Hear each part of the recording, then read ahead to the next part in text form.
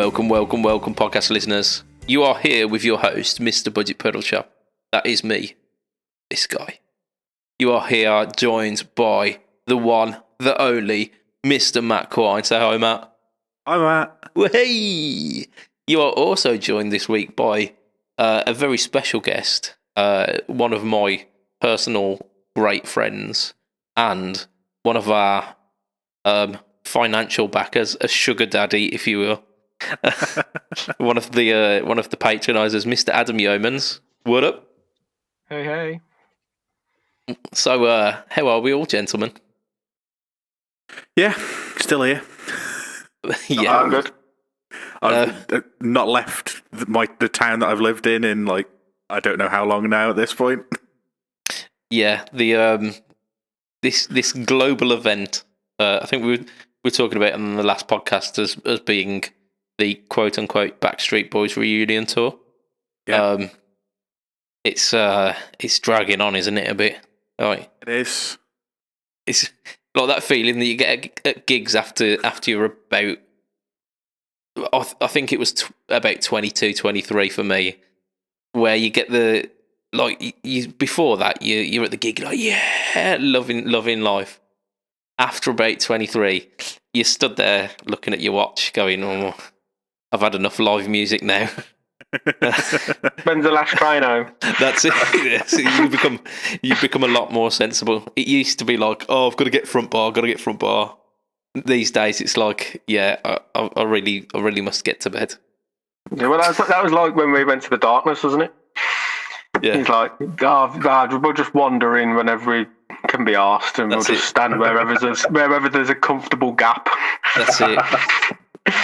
And there never is. There literally never is. People stand far too fucking close. I mean, what are you trying to enjoy yourself or something here? It's just not on. Back up. That's it. Need my personal space. See, it is 2020. Personal space is definitely a thing. Yeah, it's definitely trending, isn't it? Yeah, it's on message for the world at the moment, isn't it? Maybe that's one good thing that will come after all of this, is that at gigs people will just give you a bit of space. Cause absolutely not. It's going to go the other way. It's going to be even more sardines in a tin. What? Just because people have had no human contact, so they're going to crave it. The distance makes the heart grow fonder, don't it? I've heard that. That's absinthe. When people can now be next to each other, they're just going to rub up here for no reason. Yeah, I mean that. Be all up in your jelly. I certainly won't be getting on any tube train in the next fucking 6 months. That really sounds like the opposite of where we were heading with 2020. That does, like, rubbing up against people sounds like it's going to get you in all kinds of trouble.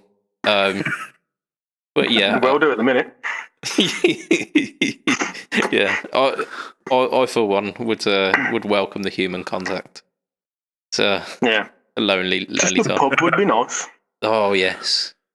Just don't mention the pub, because I'll end up sobbing live on a podcast, which is unbecoming of a man, isn't it? It is.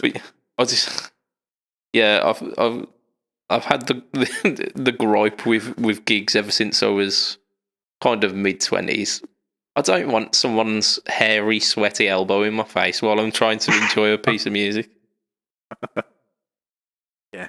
I've noticed that the more recent gigs I've gone to, the further back I seem to stand. And that's it. And you're looking around to see if there is a chair. Just there's never a chair. Before long, you just stood outside listening to the music through the walls. And that's it. Yeah, this is lovely good bit enough. of fresh air. That's it. I mean, we went to see Walter Trout not so long back, didn't we? And that was a perfect gig because everyone had a seat. The sound was excellent. Yeah, it was like an upper class gig, wasn't it? It was like, in the symphony hall, just everyone's got their own bit of personal space. Sound was excellent. Oh no, sorry, it was in the Birmingham Town Hall, wasn't it? It was, which is pretty much the same thing, isn't it? Yeah, it's pretty classy. And I tell you what, that was probably my favourite gig, or one of my favourite gigs I've ever been to. Yeah. It was, and like with Dan Podlansky as well. Dan Patlansky is an absolute monster of a guitarist.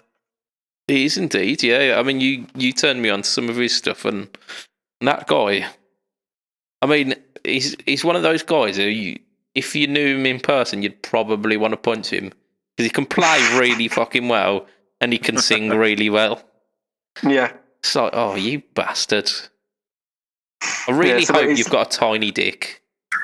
Yeah, because he's a really handsome guy as well.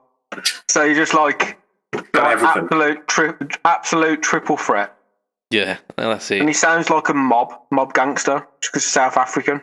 They just all he reminds me of is District 9. Oh, District 9 is hilarious. It weren't meant to be a comedy, but I found it brilliant. Yeah. So that's the only problem when I listen to Dan Patlansky interviews. All I remember is fucking prawns. And that's it. That's all he ever says. Fucking prawns.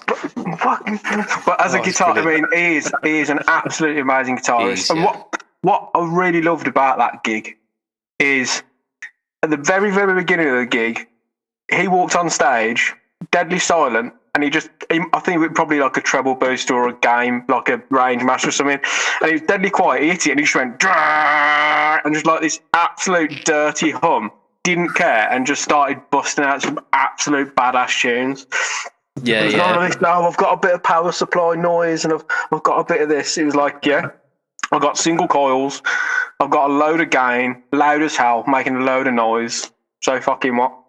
And just crack on with my playing. Yeah, he definitely took his cues from the old school, didn't he? Yeah, that's the right way to do it. You could hear like the of the. Just like mad, because it must have been a treble booster, because it was just that mad gain stage where you could hear the gain stage, and he did not give two shits. He was like, "This is the sound. This is what you're gonna get." Well, it's the ultimate sound, isn't it? Yeah. Really loud tweed, Strat neck pickup, and a treble booster. Yeah. That is the tone. I mean, especially for like power blues. Power blue, yeah. You've been getting on with that sound a bit more recently, haven't you, Matt? Like the Strat neck pickup. Yeah, the more I sort of play with Strat neck pickups, like messing around with the Variax today, not with the battery in for the most part, but yeah, and that's obviously HSS Strat, mostly on the neck pickup, mostly just playing Gilmore licks and that kind of stuff, and then kicking the gain up a little bit and playing a bit of Hendrixy stuff, and just realising that maybe I need a proper Strat in my life. You absolutely know what they say, once you go Strat. Well, you see, I started on Strats and moved away from Strats and kind of coveted a Les Paul for the longest time, and I've got the Les Paul, and I've got that now, and I need another thing to need, so I think the thing to need is a Strat. There was what type of Strat do you want? he's getting his fucking overcoat out now. What do you want? I've got what you need.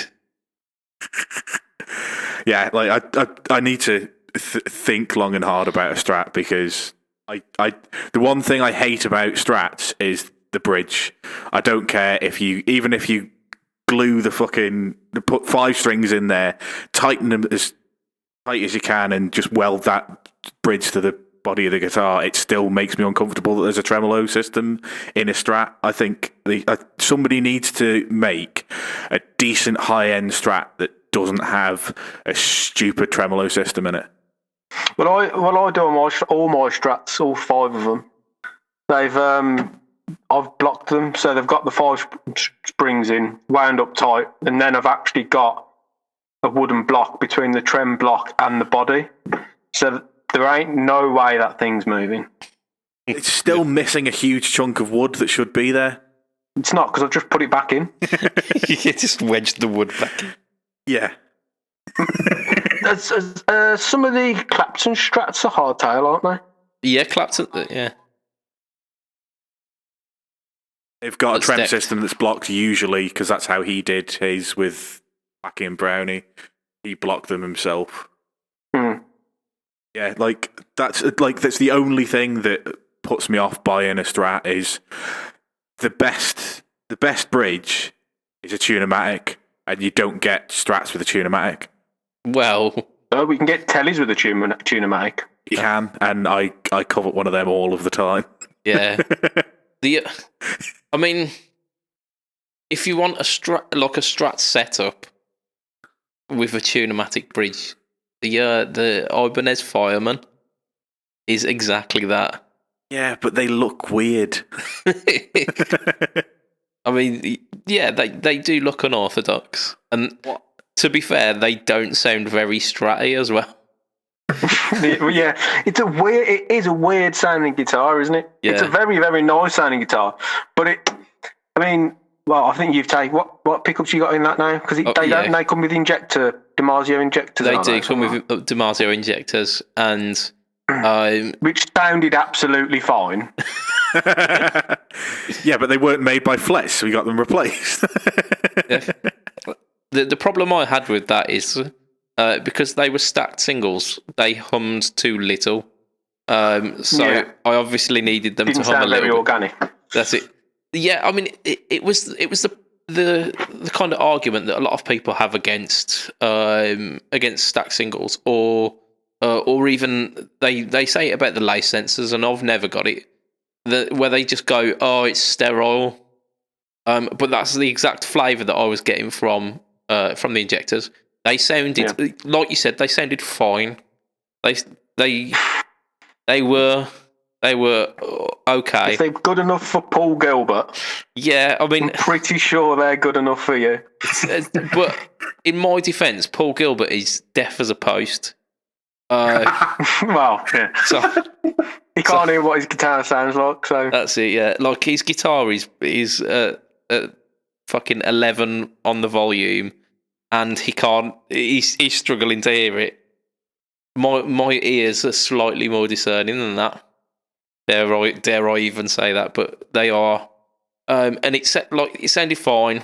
Like you say, the Fireman is a weird one because it's, by all other accounts, it's a Gibson. It's like mahogany body, mahogany neck, big, short, chunky ass mahogany neck. Yeah, real big chunky mahogany neck, shorter scale length, and a Tune-o-matic bridge. So like, by all accounts, it is a Gibson. It's got that big, fat, rich mid-range. See, what I want is halfway between that and a Strat. I want Strat like wood, like the actual wood itself to be, like an ash body or whatever, something along those lines. Maple neck with a rosewood board on it. But I want it to be a chunky neck, and I want it to have the Tune-o-matic bridge.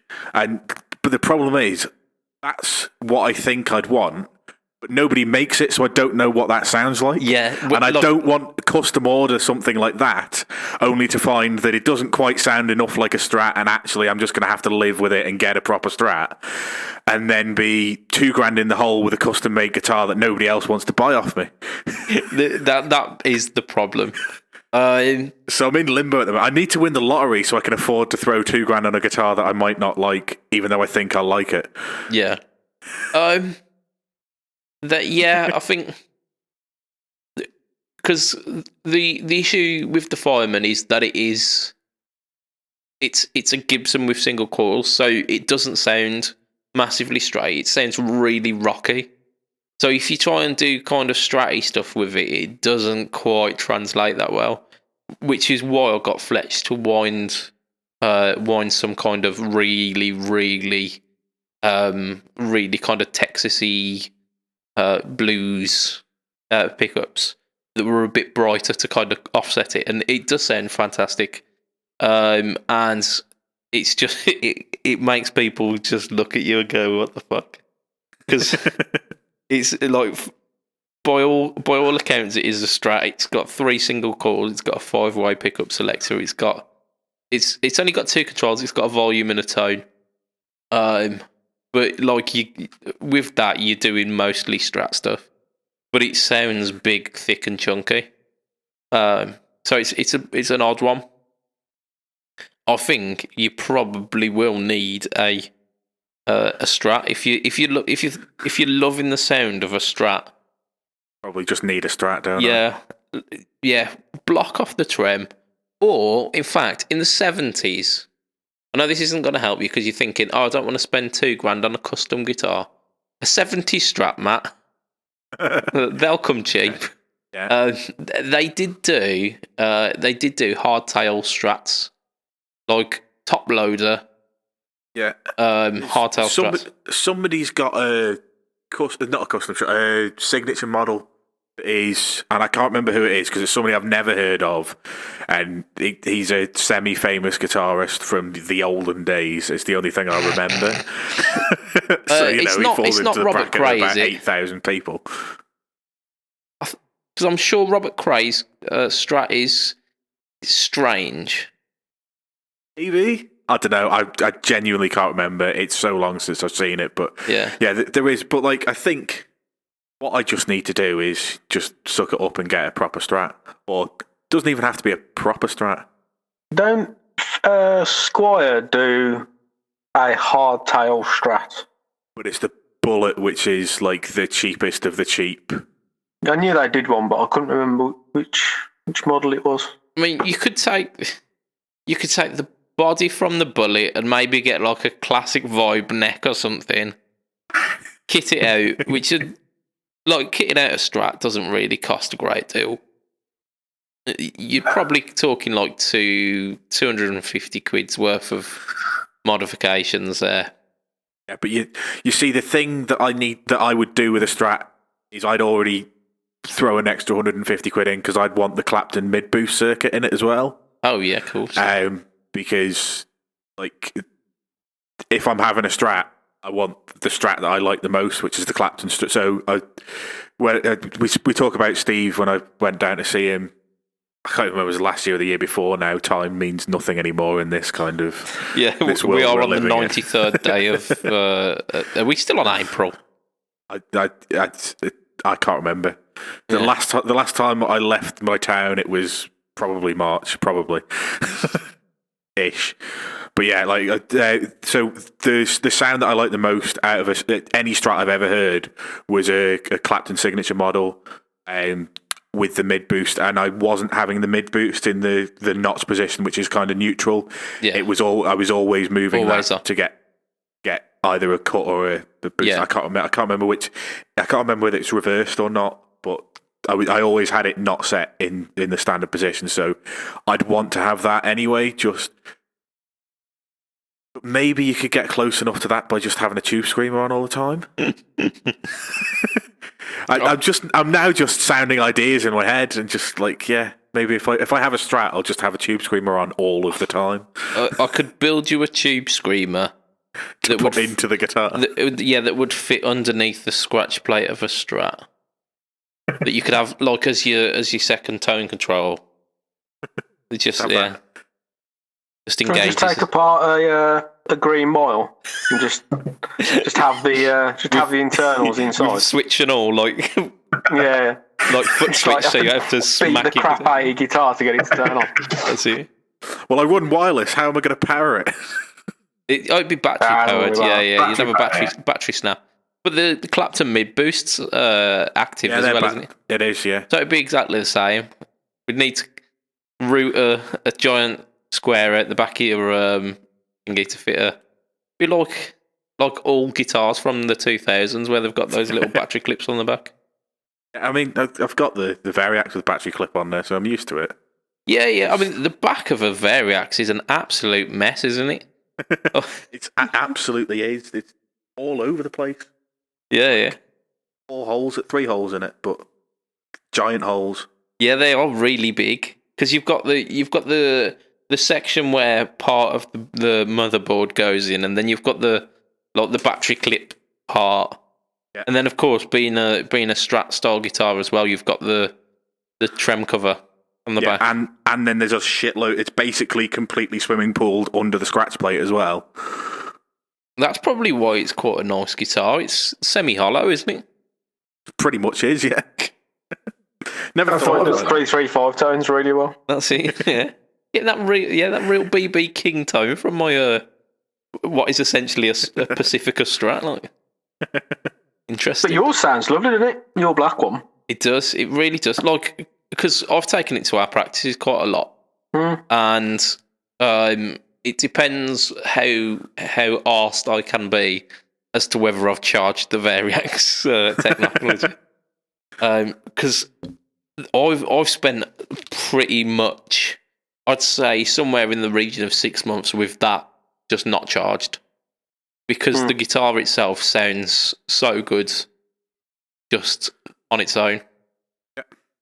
Yeah. The pickups in the standard, they're a relatively bright Strat pickup, so they're a real good contrast to the Squire with the Tex-Mexes in, because they're quite dark sounding. So I like, if I want to go for a beefier tone, I go for the Squire, and if I want like more direct and punchy and like stuff like funk, I'll go for the Variax. That being said, I used that for the demo I did of Stuart's Raise the Dead, didn't I? Yeah, but the Raise the Dead will make anything sound like a raucous rock machine. And it worked. Yeah, and again, like, whenever you see the Variax in videos, it will be using just the standard mag pickups. I very, very rarely use the Variax technique. However, that being said, with a little bit of time on my hands this week, that is exactly what I did. So I charged up the Variax battery, and I set my mind to, and this was based on every time I mention the Variax in a little group chat that I've got with a couple of lads. Stuart Tate of Chevtone FX. He always puts the gif of Jeff Goldblum looking at the giant Triceratops shit. He's a very subtle man, is our Stuart. So I had it in my mind. I'll go out there to win him over with these Variax tones, because they are wicked. And I set two nights aside last week to like do a couple of videos of the Variax tones, where I'd just like play some like copyright infringement adjacent riffs, like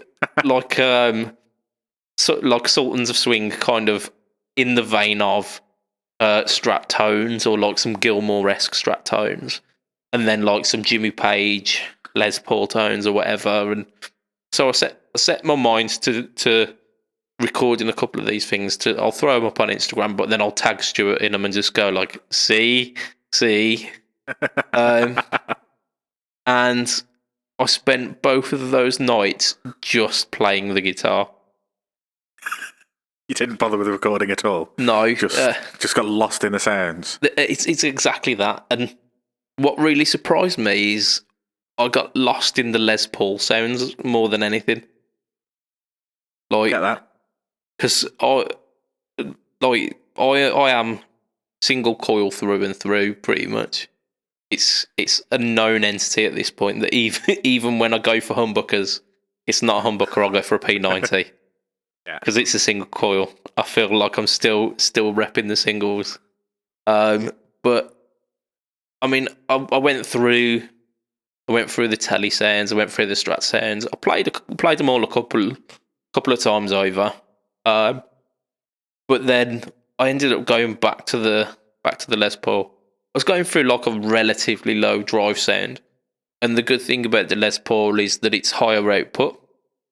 So when you go on the Les Paul, it gives you gain a little bit of a boost, and it gives you a little bit of a volume boost as well, which helps when something is louder. It sounds better.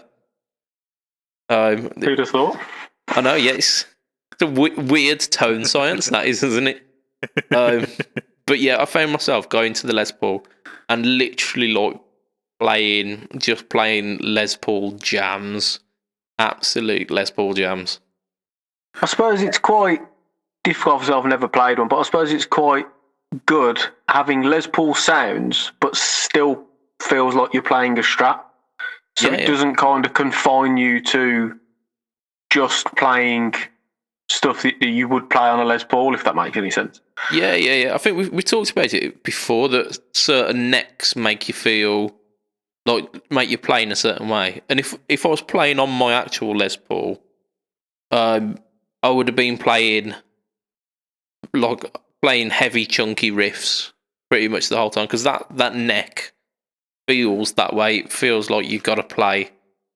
It makes you play a lot more choppy and yeah.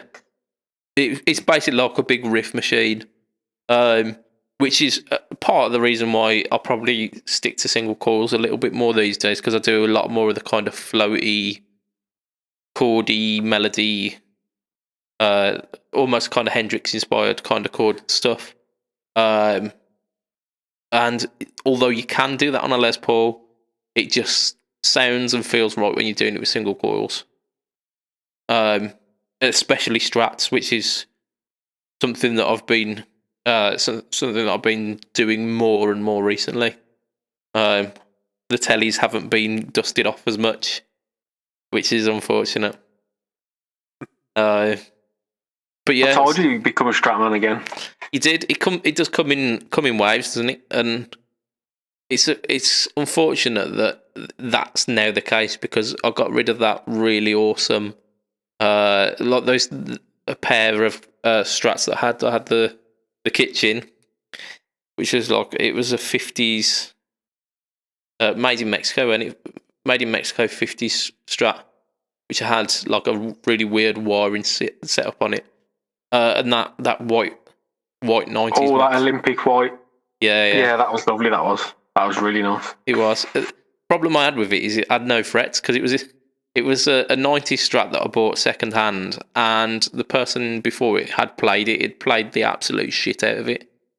So by the time I got it, there was very little fret left. And I bet it felt wonderful under your hand. Oh yeah. Like it was my main guitar for a good 3 years. But it was coming to a point where I knew that I had to get it refretted, and I knew that would be at least like 170 quid outlay. So it's just like, I need to get rid of some guitars anyway. I'll move it on. And I shouldn't have done it. But you've been playing with the Variax stuff this week, haven't you, Matt?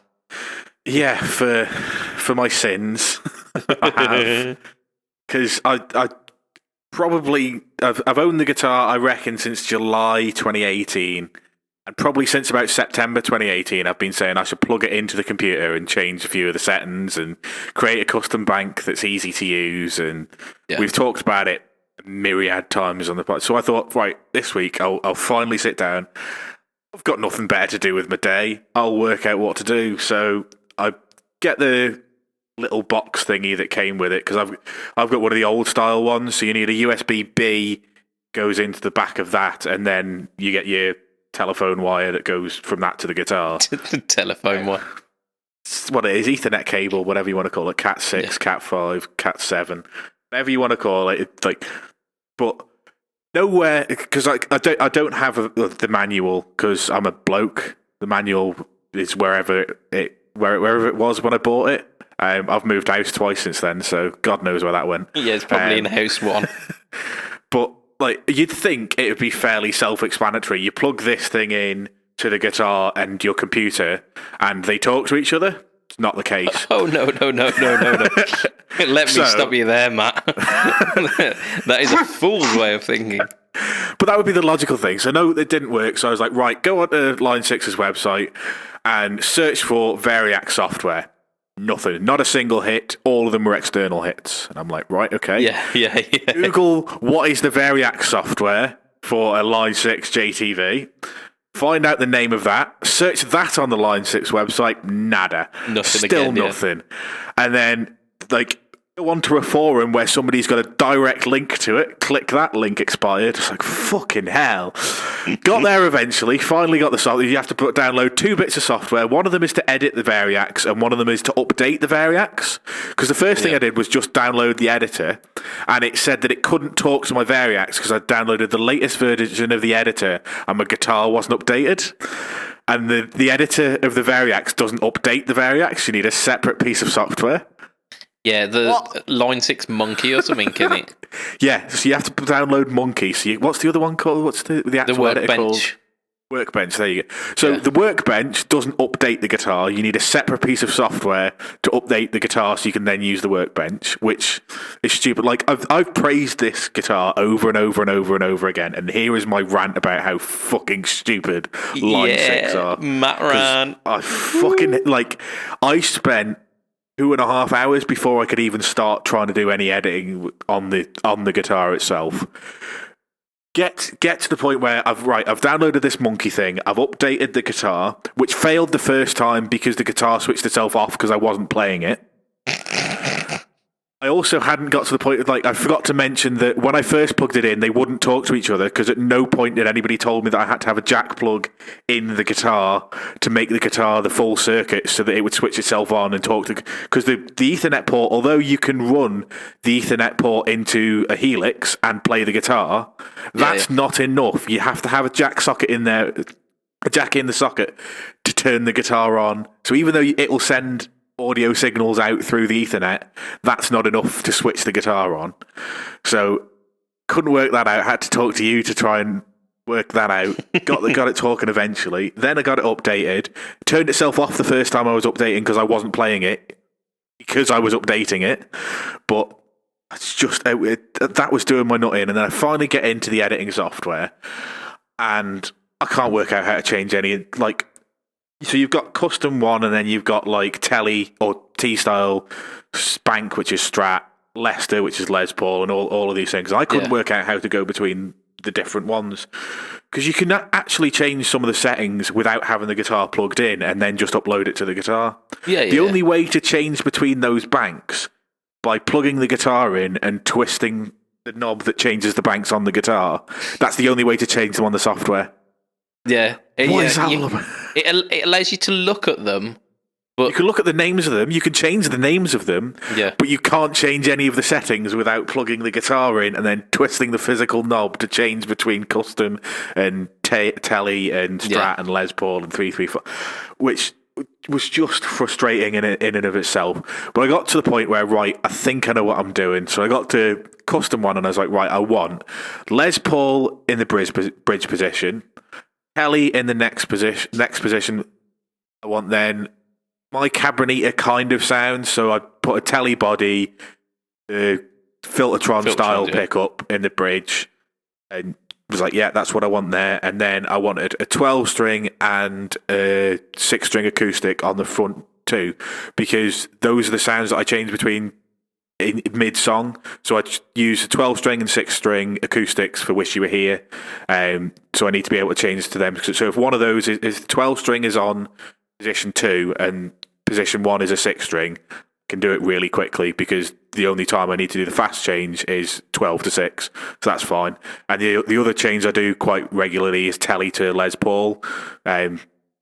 So I needed to be able to do that. And then if they've got Telly in 4 and Les Paul on 5, just hit it. It doesn't have to be an accurate thing. I just knock it and it goes from one to the other.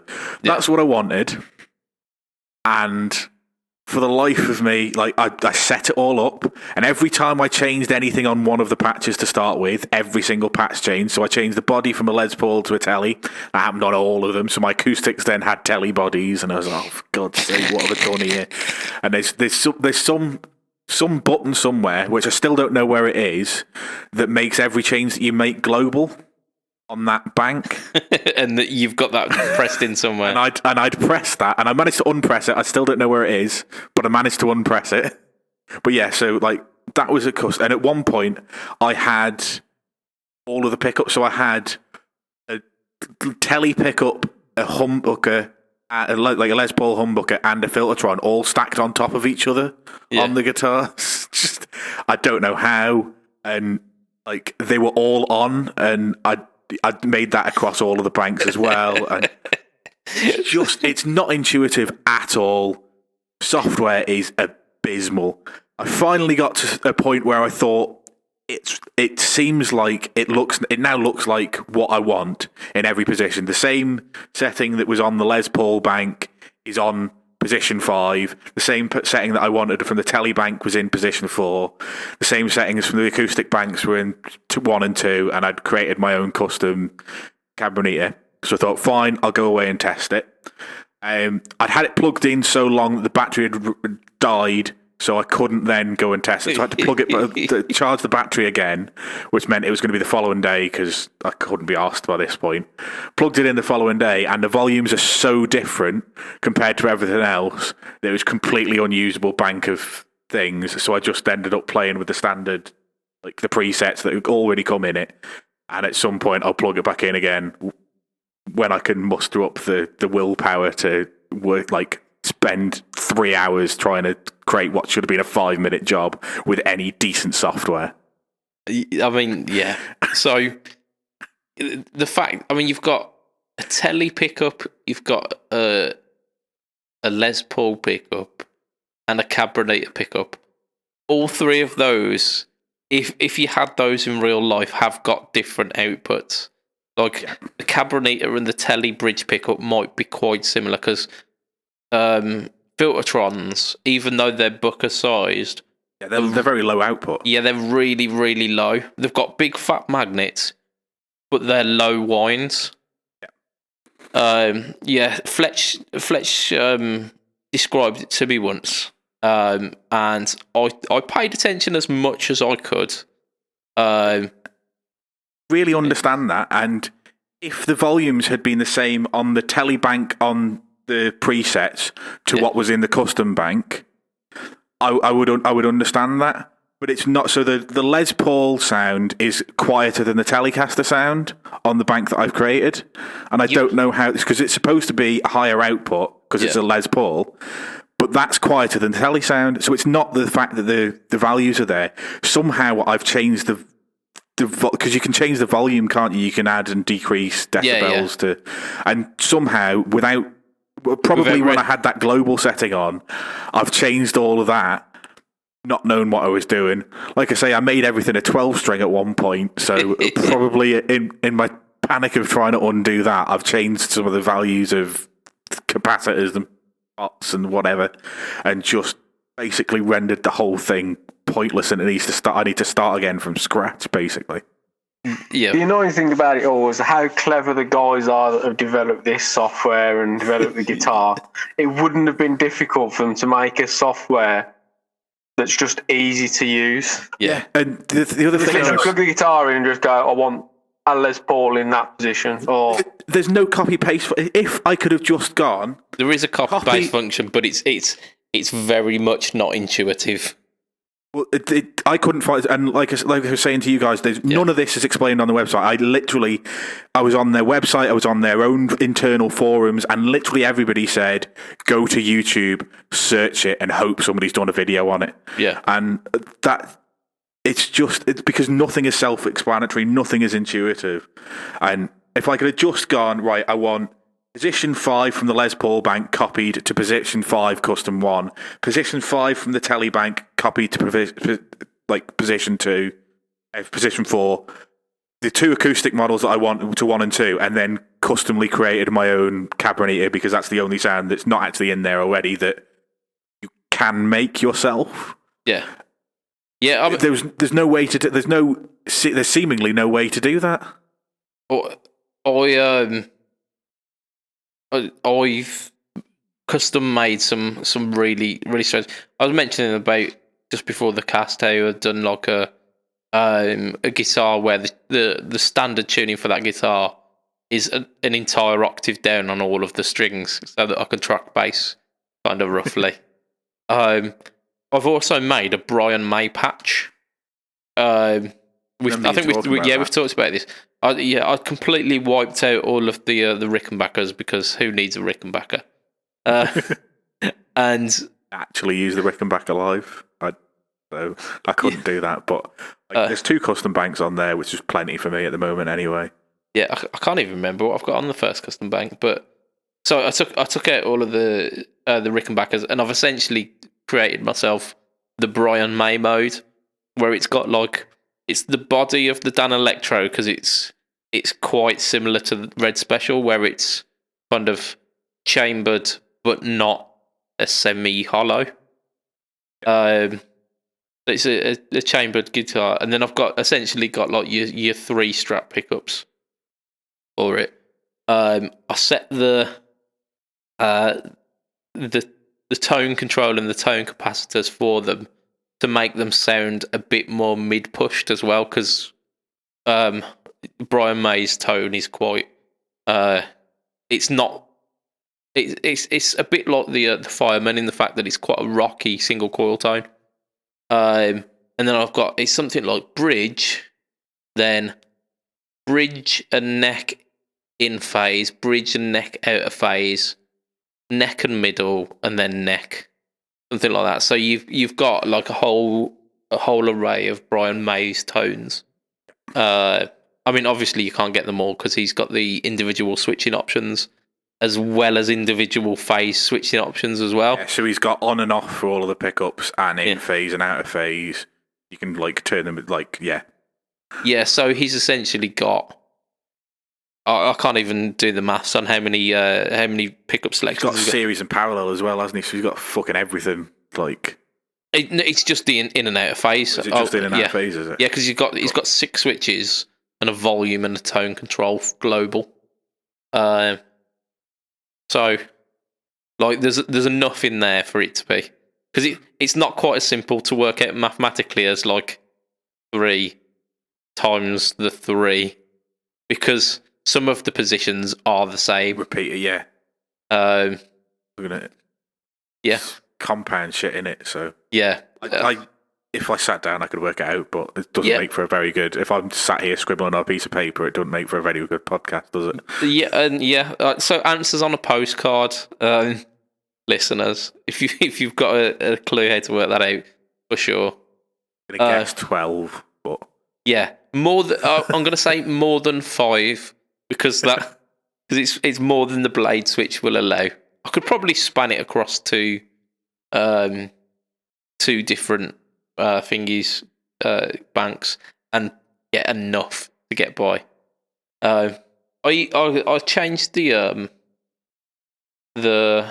one of the other banks as well, because one of the other banks is in the acoustic. I think you had acoustic and reso.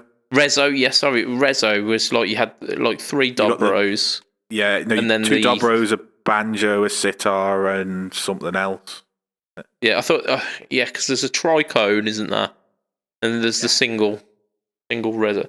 I can't, yeah. Yeah, the reso I use for when I want to dick around with a sitar. Yeah, something that I did record, which is really fucking funny. Yeah, so here's me in my quest to like prove that the tones of the Variax are like super legit, and then I end up doing like the first kind of guitar break in I Believe in a Thing Called Love in harmony on the sitar. So excellent. Yeah, it sounds. You're going to say you ran the sitar into the Raise the Dead or something? No, I was running it into a dirty channel, so I mean, and it's the sitar mode because it's based on the choral sitar, which was a Dano thing again. I think it's either like Dan Electro or like Silvertone or something, where it was like this electric sitar, and it's got the weird kind of really piercing harmonic overtones that you get with the get on the string. And if you put drive onto that, it's really, really grating. It overloads the preamps in your in your interface quickly. Like you could be like kind of halfway up on your normal like resonant peaks, and then you put the sitar mode on, and you're overloading your channel. It's a difficult one. What have we got to talk about? Because we are like 40 odd minutes into a podcast here. We are 40 odd minutes in. I did just rant for 15 minutes about Line 6 software. We have, yeah. Yeah, I do apologise, listeners. Like, every so often, we do put 50p in the dickheads. And we talk about the Variax. But I will endeavour to try and get some of the video clips out about it, because hopefully that will get some of you understanding why me and Matt are such fanboys of this stuff, because it sounds like you'd be hard pressed. And like I say, I planned on doing a video 2 nights last week, and ended up spending that entire time just playing the guitar. So I tell you what we'll do before the next cast, maybe not before the live cast, but before the next one of the non-live cast, which is 2 weeks, because I'll just do a tiny bit more of what I've been up to, which is setting up an audio interface so I can record onto a computer. Yeah. So what I'll do as well is I'll do some of my favourite sounds and send you across an audio file and a video file so that you can do your sounds, I'll do my favourite sounds from it, and maybe try and get that into one video. Yeah, we could do like a sound off. Have it. Yeah. Or like my most used sounds or whatever. I'm not fucking around with the sounds before I do it, because otherwise I'll just break it. I'm pretty sure at some point I'll probably end up turning the entire guitar into a 12-string. And basically, I'm just going to throw the battery away and use it as a HSS Strat. Yeah, it is possible. You can wipe all of the channels. So, notice that the one really good feature. Yeah. About the software is there's a reset factory default. That's it. And it's really easy to find. Yeah. I pressed that. The first thing I did was just that. Undo all your fuck ups. You're like, yeah, come on. Yeah. Start again. Yeah. I'll have to send you some patches for it, actually. I'll send you the Brian May patch, because it might be quite funny. I'll send you my Strat as well, because I've messed about with that. I've messed about with the values of the pots and the caps, so it's like a really mid-honky Strat, but it sounds quite good, and it sounds really different to the single coils in this. So I'll send you some stuff. Hopefully, if I can figure out how to do that. Search it on YouTube, mate. That's it. Yeah. I mean, you've done a little bit of audio interface recording. You've been going directing, haven't you? And yeah. So you've had to go at the wall of sound stuff, and you've actually got to hear it now, haven't you? Yeah. So like with the way that Reaper works, you can't. I wanted to be able to take the input from a Focusrite and for output to the desktop, so that I can just listen to it through the headphones through the computer, because that's got stereo out, whereas the front of the Focusrite is mono, and then the back of it has got 2, like, I can't even remember what type of connectors it is, basically for like proper monitors. Yeah, the phonos, is it? Yeah, they are. That's it, phono. So I bought the adapters for both the phono and for the mono, to stereo headphones. Mono stereo headphones just annoys me because you only get one side, and the output from the phono to stereo headphones is god awful. I don't know whether it's because I bought a cheap adapter or what, but I have to run if I push the monitoring any more than halfway, it clips. So I have to have it very low, which makes it very difficult to record multiple things on top of each other, because you've only got very quietly in the background your click track or your initial track. Yeah. So I've got to have my earphones completely over my ears, turn the volume right down when I'm recording on the channel that I want to record on, and then push it back up again to listen to what it sounds like later. And actually, if I want to hear it properly, I have to render it to an MP3 and then play it through a different thing to hear exactly what it properly sounds like, just because it's a pain in the backside. But I've got it working. I've got it to a point where I can actually record and monitor at the same time, which I hadn't been able to do until this week. Yeah. And you've been using Wall of Sound, haven't you? So yeah, so I stole your copy of how you do your wall of sound, because like I say, I was having these issues with the interface and just wanted to be able to listen to it. I've since tweaked with it a little bit, so I've set mine up slightly different to yours. Yeah. I do.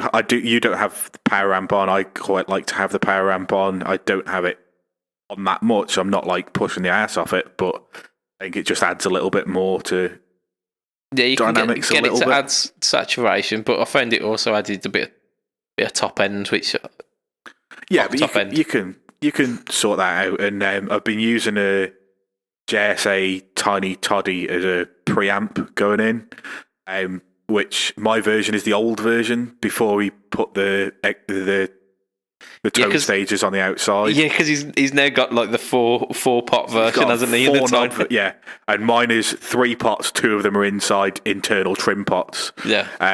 So my volume and tone are on the inside. So I've literally had the pedal open on my desk and just been ever so slightly tweaking with the tone and volume to kind of get it to a level where I'm happy, which I've got now.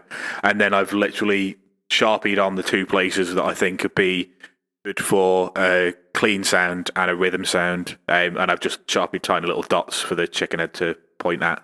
Yeah. I don't have to try and remember, like dial it in every time. I can literally go, right, there, clean, there, drive. And to be fair, like you sent me a really quick MP3 of that in action today, and it sounded wicked. Like I thought it would be, because it's like generally based around the Timmy.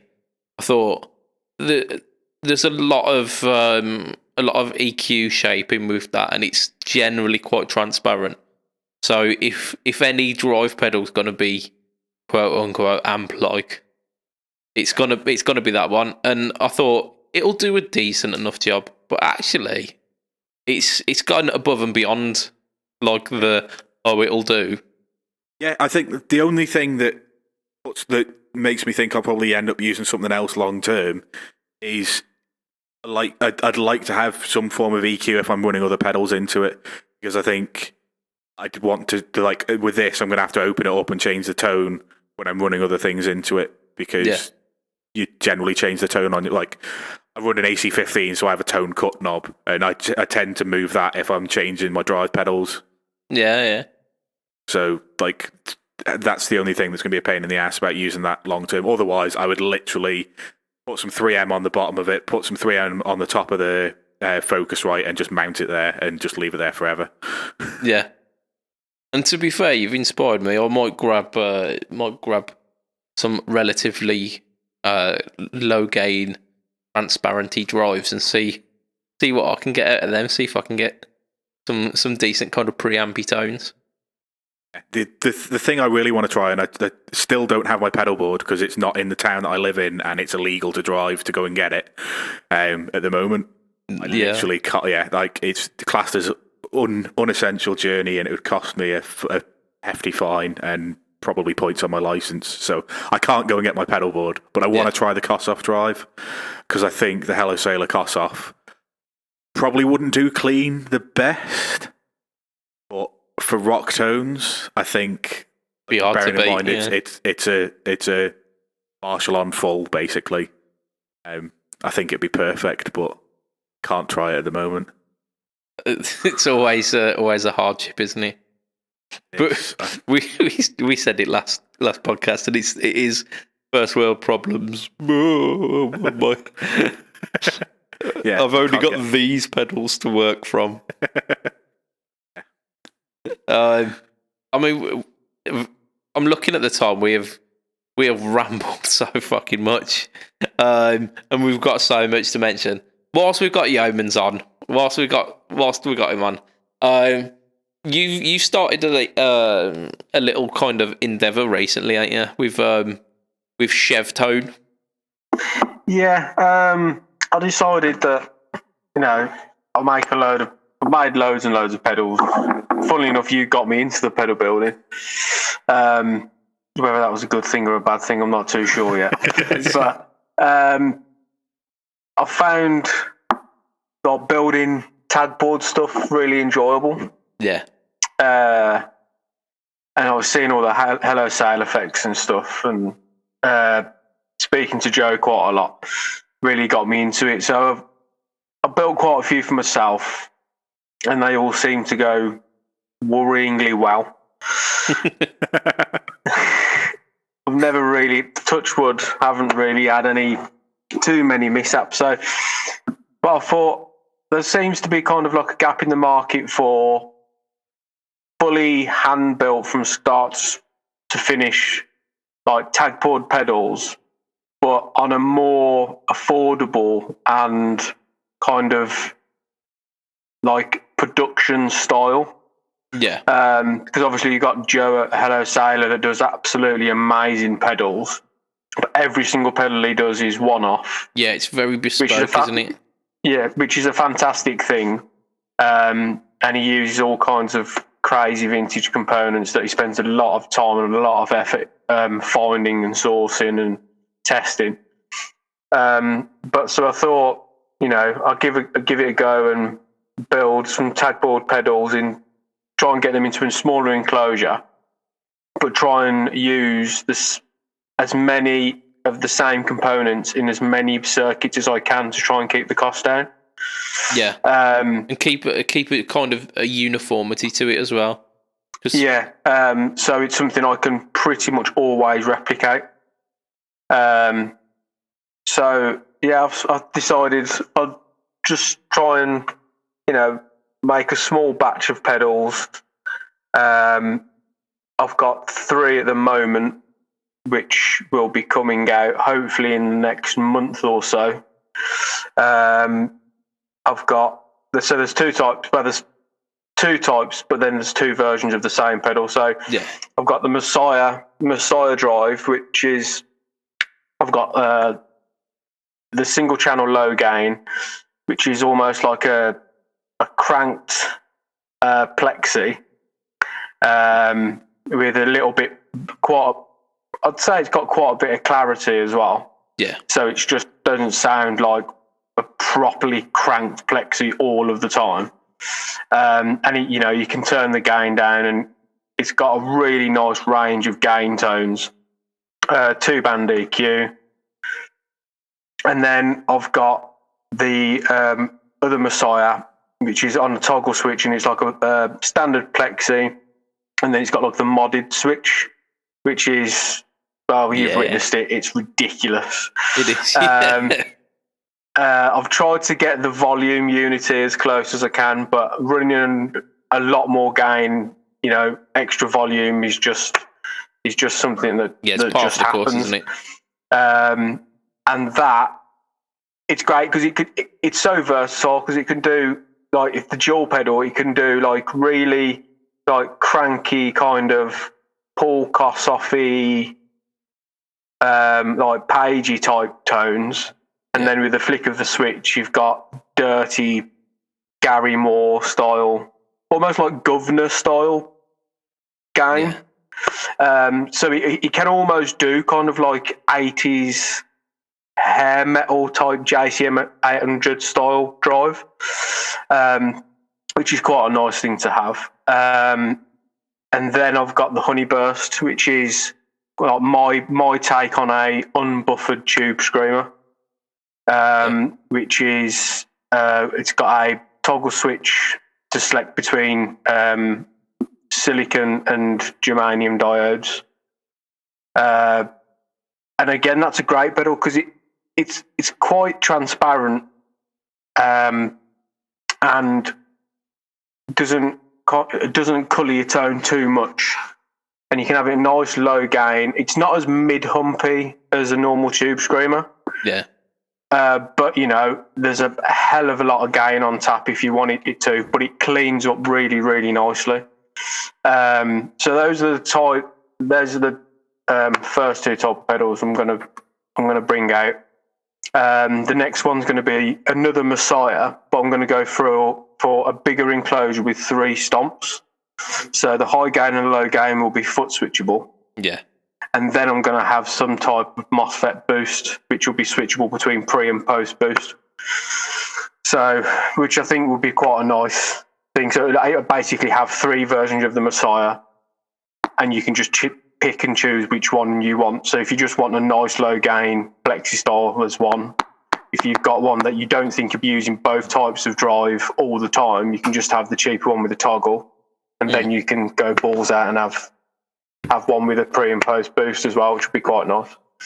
Yeah, but the whole thing was kind of making hand built pedals with a mixture between, like, I use normal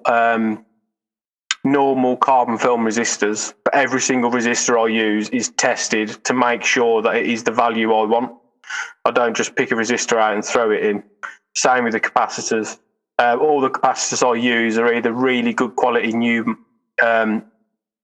capacitors or Russian paper and oil military stuff, which are always really good. I mean, they're fantastic for audio stuff, and they cost a fortune, mainly because you have to ship them in from Russia or Kiev or wherever these places are. Yeah. So it's not something to make a lot of money off, but I thought I'd just give it a go. And fantastically, with the help of Joe, Hello Sailor, and Alex Xander FX as well, they've helped me out and putting me in the kind of right direction to where to start. Yeah, I mean, Alex has done an absolutely fantastic job with the artwork. Yeah, he's teased some of that, hasn't he, on his socials recently? Yeah. He did a little GIF. He did a little GIF of the Chevtone thing, and it just made me happy. Yeah, just like wicked. A simple little thing, and it just made me chuckle to myself. Yeah, and it's like almost makes me look professional. It does. It does. It's a fantastic logo, and it gets across. It gets across your loves of like that kind of that 70s vintage kind of, not only the guitar tones, but like the automotive side as well. Yeah.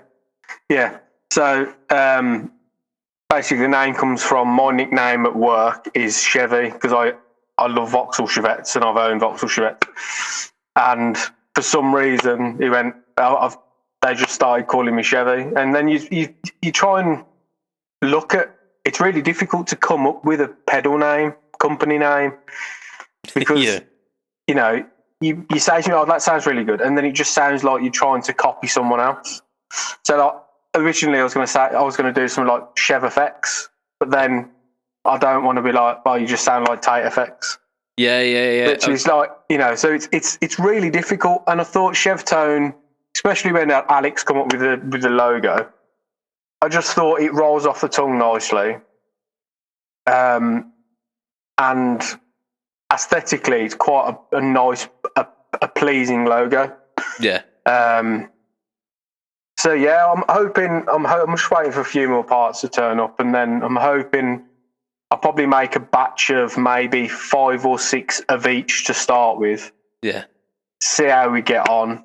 I've still got to do all the social media side of it, but I don't want to make loads of social media stuff until I've got a good amount of pedals built already. Yeah. So that you can hit the ground running rather than getting all the socials done, getting the hype up about it, and then go, oh, but it'll be another 6 weeks until anything's coming in. Yeah, because that seems to be the fashion of doing things like that. It seems to be like the GoFundMe stuff where they don't actually have the product, and then the product comes in, 6 months later after they've got people to give them a load of money for something. Yeah. And then they make a load of social media something for a product that doesn't actually exist. Yeah, and like the pre-order culture. For me, it's a little bit like, I just think if I can have, I'm not expecting them to sell, but it's better to have them built and sat there rather than someone go, okay, I want one, and they go, okay, it'll be 2 weeks because I've got nothing built yet. Yeah. So I'm just waiting for a few more things to come in, and I'm just really happy with how everything's gone at the moment. Yeah. Even silly things like I had some more stickers through the post today that I'm going to use for either as a freebie in the box or to use on the front of the box. I'm not too sure yet. Yeah. And it's just silly little things like that you look at it and it just makes you giggle. I drilled the first load of enclosures today with the vinyls on, and it's ridiculous how different they look between being undrilled and drilled. When you drill them up, and it actually looks like a pedal. Yeah, it's starting to look like a product now. It's starting to look like a product. But I'm just waiting for the epoxy to turn up and a few more capacitors and stuff like that, and then I can just bang on and make a load of them then, and then see what happens. And then hopefully, if some people like them. If they don't, I'll have a load of pedals for myself. And I'll start dishing them out to the Freck Talk guys.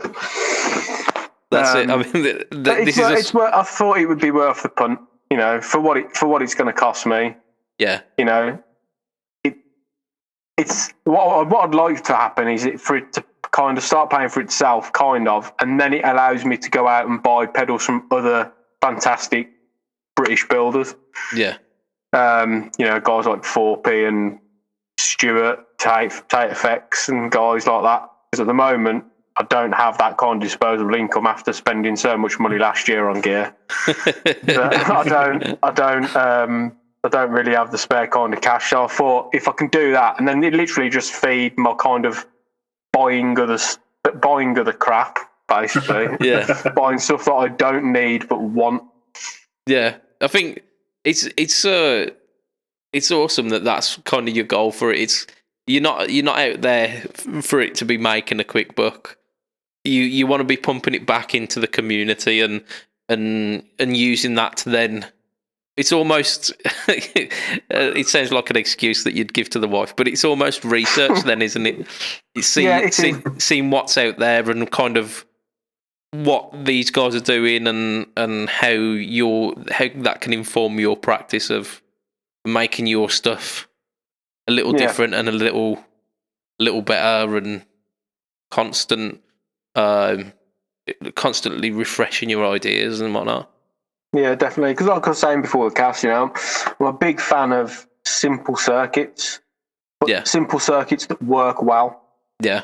I mean, a lot of my stuff's going to be, the Messiah and the Honeyburst, they're unbuffered.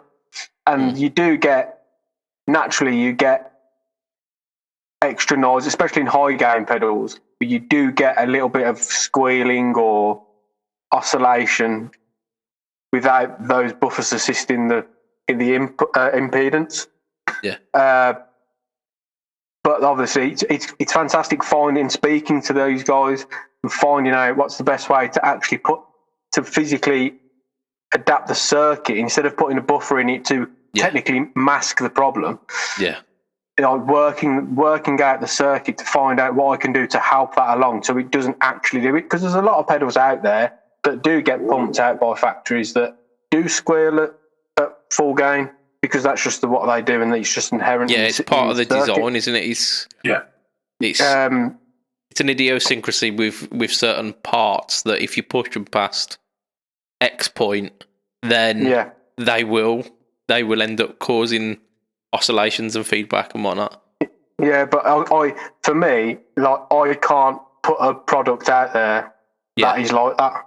Yeah, you've got you share the a similar work ethic with Stuart and Adrian, where you're putting your name to something. You want it to be the best possible quality that you can. You've got that pride of your work. Yeah, and swinging back to the how you was mentioning how like the you individually testing the component values and testing each component to be within that tolerance. And if you've got the circuits that have got fewer parts, those component values mean so much more. Oh yeah, definitely. And it's amazing how much extra time it puts in. I mean, I could easily just put metal film resistors and everything. Yeah. And it'd probably be fine. Yeah. And you probably wouldn't hear a difference.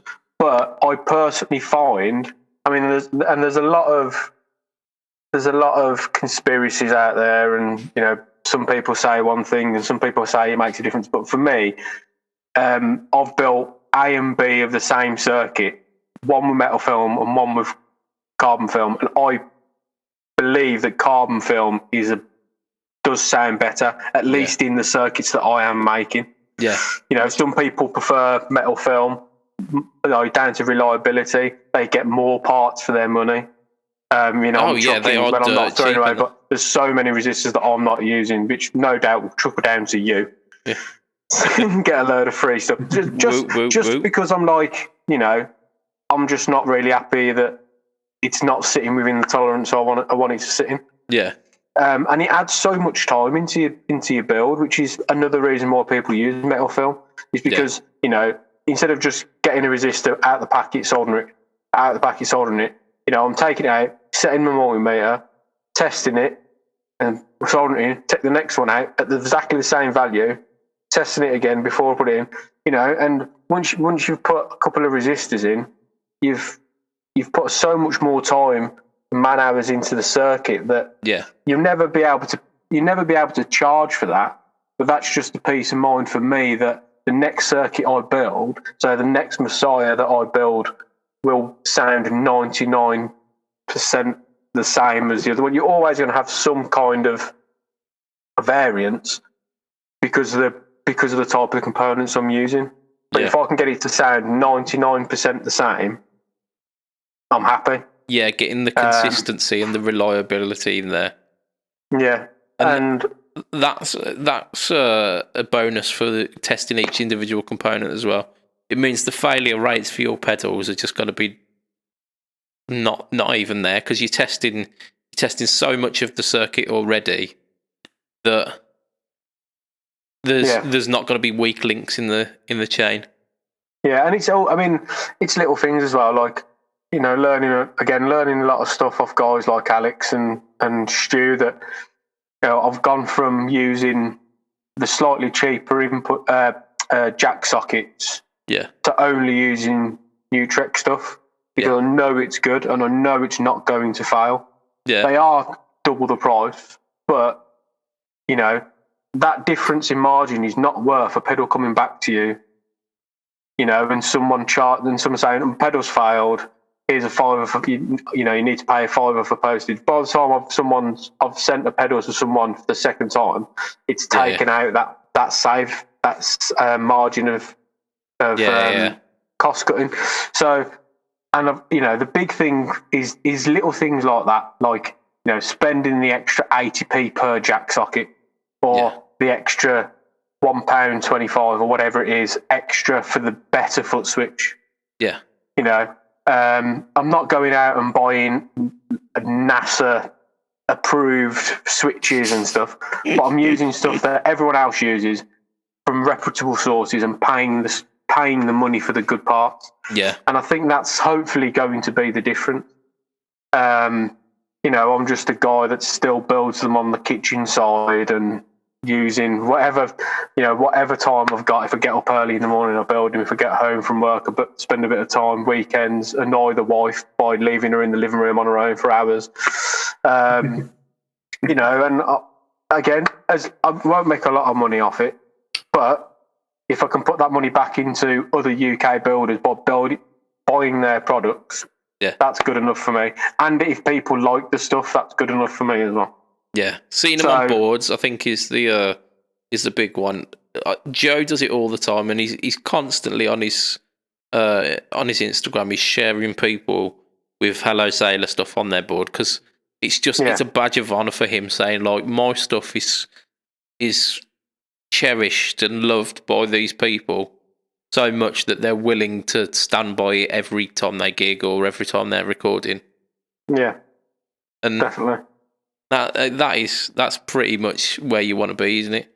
I mean, what else have we got to say this week? To be honest, I mean, we've got shitloads, but we are coming up to like an hour and 20 already.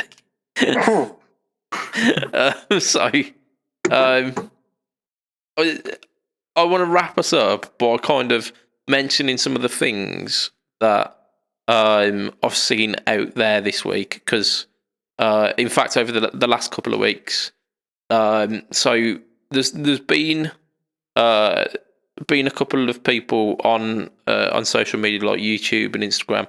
Mainly Instagram, if I'm honest. That's where I've been kind of looking to the stuff to entertain me. And funny you should mention Stuart, actually, because I think it was last Saturday.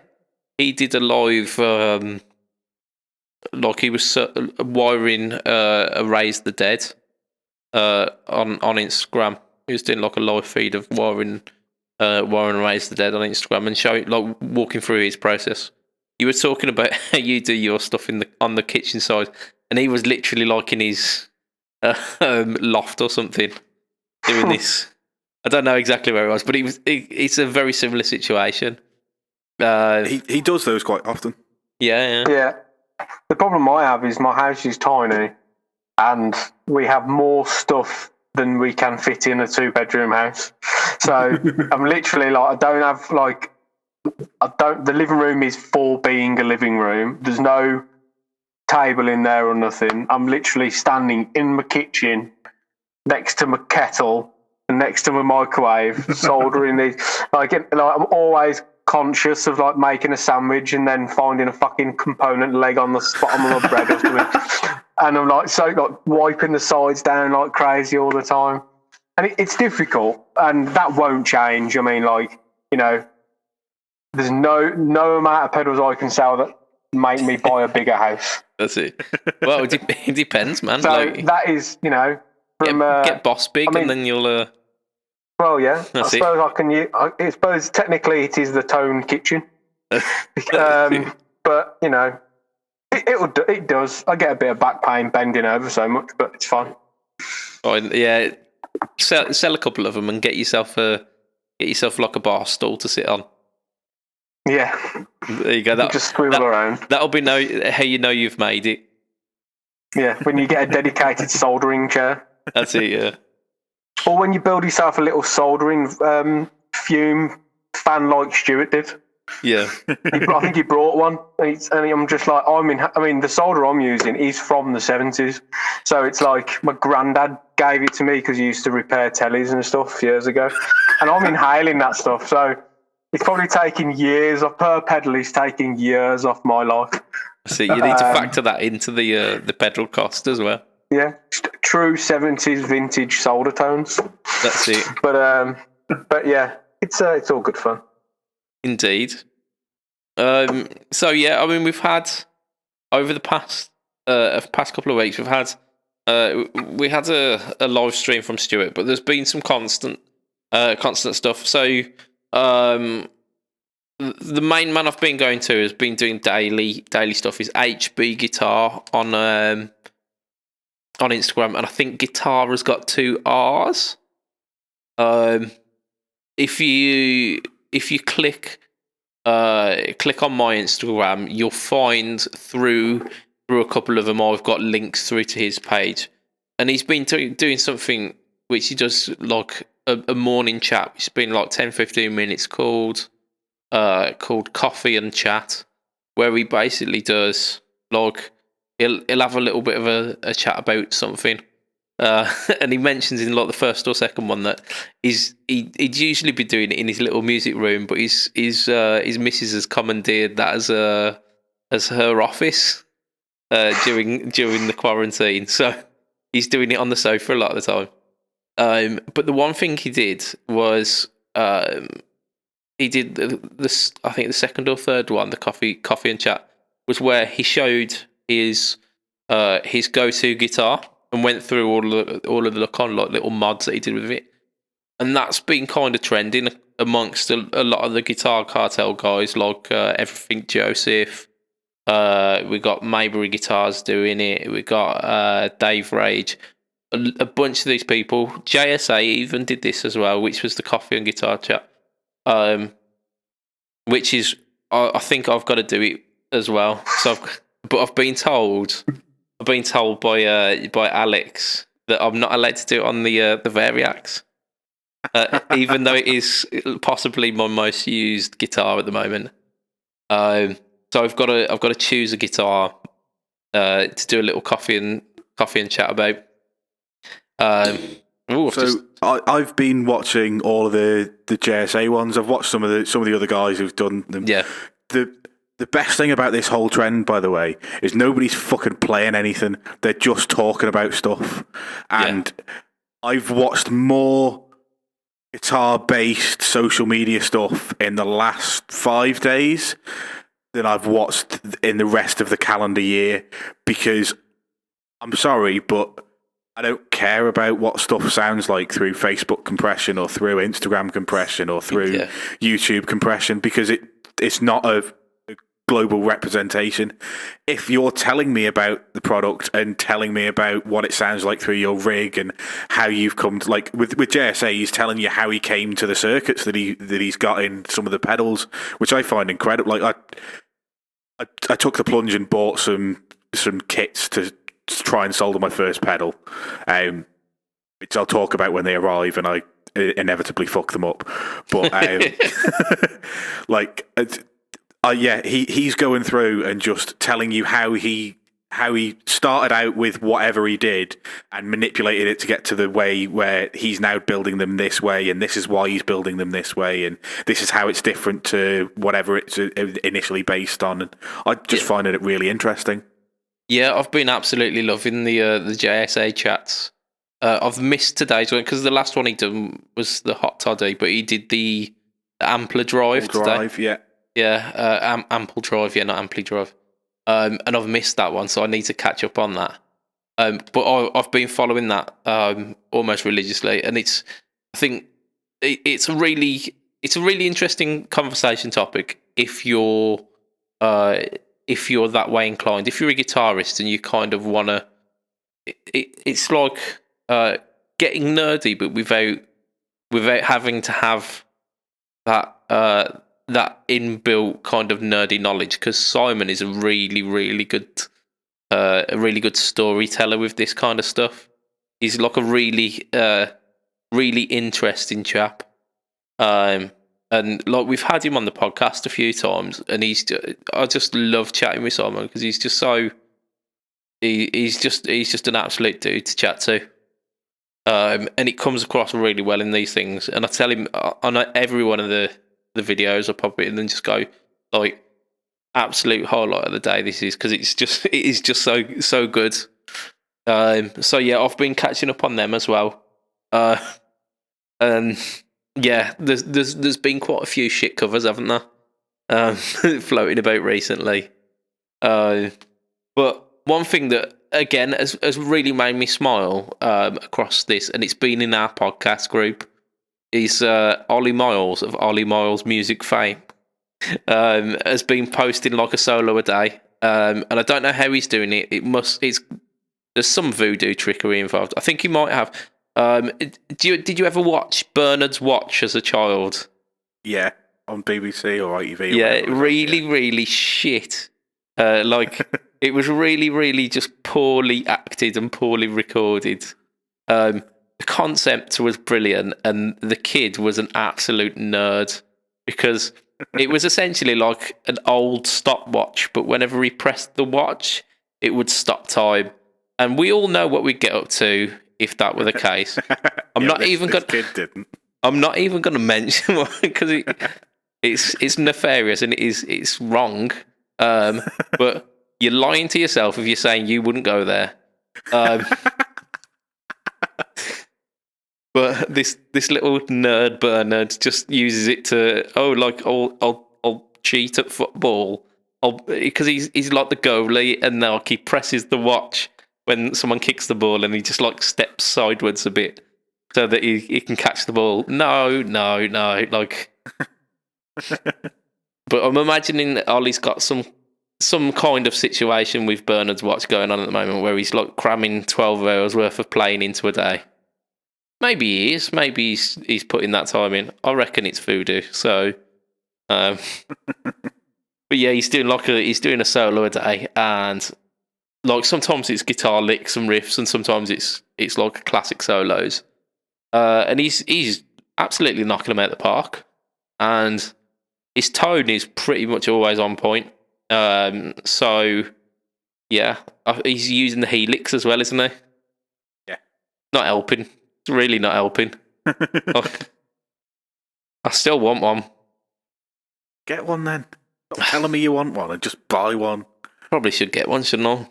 Now is the perfect time because then you'll be able to figure out how to fucking use it.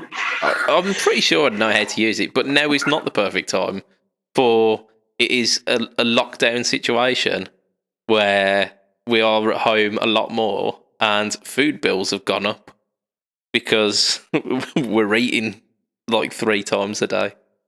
But what would you rather, bigger stomach at the end of this or a helix? I mean, I'd not like a bigger stomach. I'll have to admit that, but it's gonna be the case. Oh, it absolutely is. So, like, everything's gone to the wall. I reckon I was on the way to finally sorting my life out before this happens, and now I've probably put back all the weight I lost and a bit more. It's fully an excuse for everything to go to shit, isn't it? I mean, the entire world is going to shit, so like a couple of extra pounds is the least of our worries. I reckon it's gonna, like, by the time we all come out of this, it's gonna be like the end of WALL-E. But nobody's got one of the floating chairs. No, we're all gonna have to around on the floor outside. Like the episode of The Simpsons where Homer Simpson wants to work from home and he ends up having to get like a fat man wand for the phone. Oh yeah, I remember that episode. Absolutely quality. Oh, but fantastic episode. that is pretty much where my life is headed at the moment. Your fingers are too fat to dial. Yeah, mash the keypad. Like The Simpsons. Oh, as much shit as it gets, The Simpsons is quality. Like was quality. Quality. To be fair, I've seen some of the more recent Simpsons is Simpsci.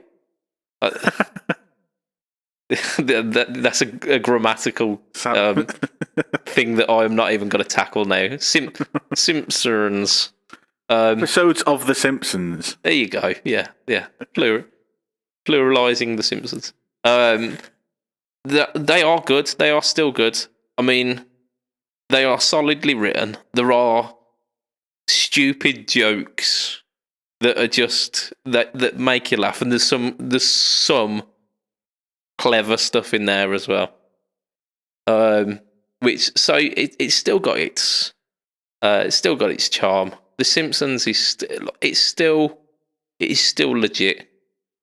Like, I am Team Simpsons, and I think with the fact that I am now championing The Simpsons, it's probably time to go, isn't it?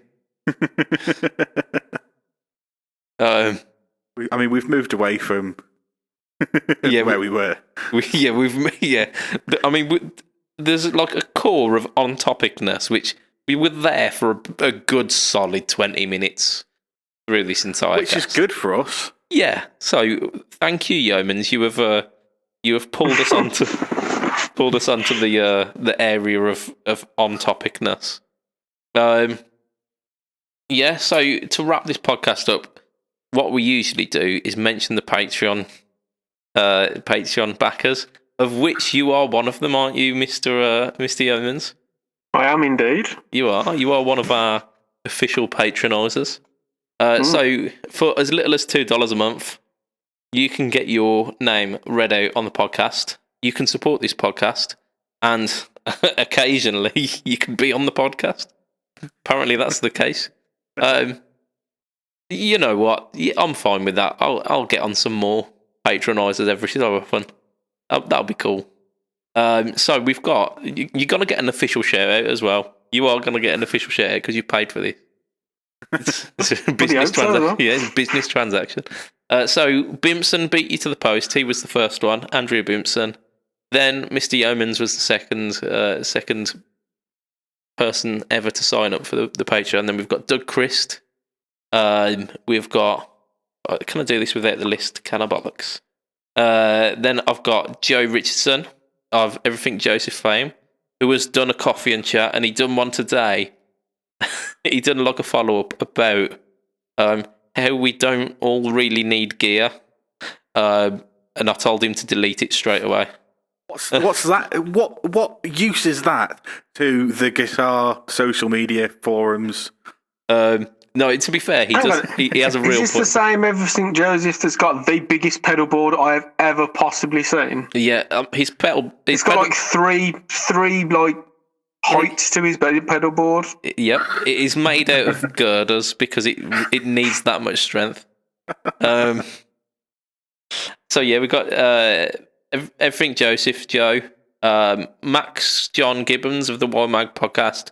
Their shit was hilarious this week. Needs to be listened to. If you don't listen, go ahead. And we've got Mr. Hugh G-Rection. I'm feeling the Simpsons bar gag here. Do we have a huge erection? I've got a huge erection in my hand. Anyone for a huge erection? Matt is loving that. It just reminds me of a school assembly we had where the teachers didn't realise that the laptops that they were doing the presentation on had Bluetooth. So people used to connect to the Bluetooth, and on the screen you just get huge erection as connection to your PC on the screen. And the teacher was looking forwards with this behind them, completely oblivious, and everyone's laughing at them, and it was hilarious. It's one of my favourite gags of all time. Indeed, absolutely. So if that is the kind of highbrow comedy that you wish to have in your life, head over to Facebook where you can get as part of the Fret Talk podcast group. Like I say, Ollie Miles is posting a video a day guitar challenge, so you can listen to that and go, oh, that's a nice solo. You can also curse at him and go, oh, damn you, with your free time. Either way, everyone's happy. If you want to find me, it's Budget Pedal Chap at Facebook, YouTube, Instagram. No Talk All Tone every week, pretty much. Although the one that should be coming out this Friday has not been recorded yet.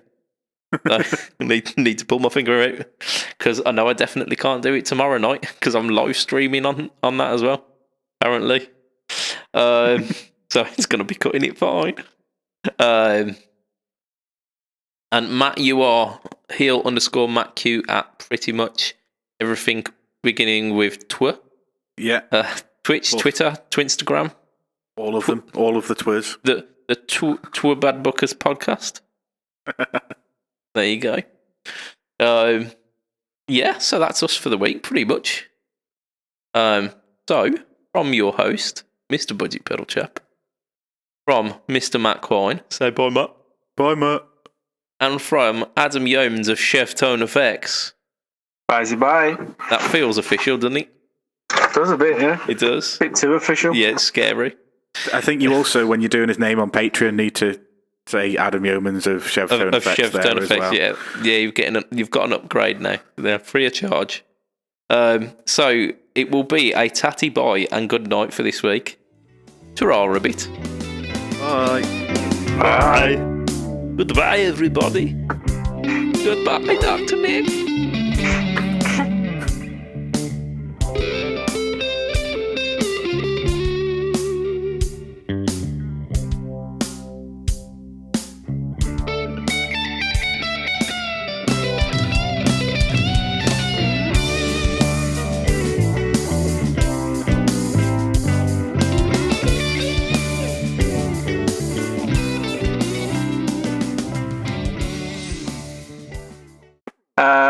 Did you know that French fries weren't originally cooked in France? Go on. They were cooked in Greece. That's making the end of the podcast right there, that is.